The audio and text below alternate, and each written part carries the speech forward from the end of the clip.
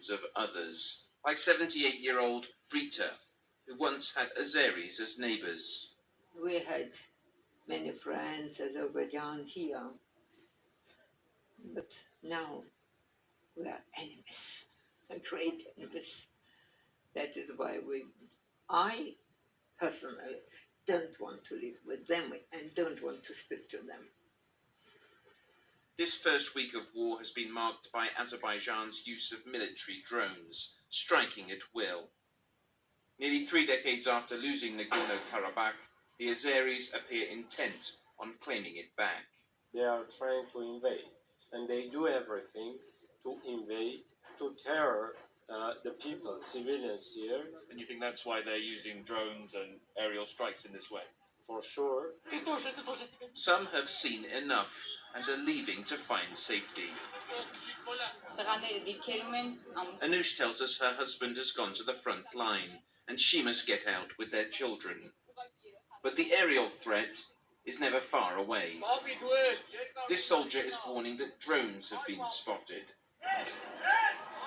And shortly afterwards, there's an explosion nearby. Everybody is scrambling. Come in here. Real reminder, as they were fleeing, as why this place is increasingly dangerous for people. Under attack, day and night. Jonah Fisher, BBC News, Stepanakert. This is BBC News, our top story.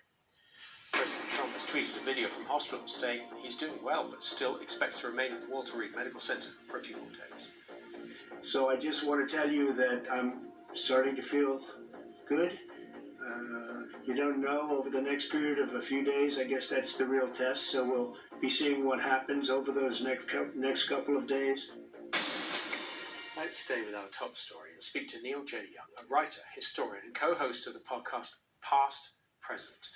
Neil, a president in hospital a month before an election, struck by the same disease which defies the vote. Has America seen anything like this before?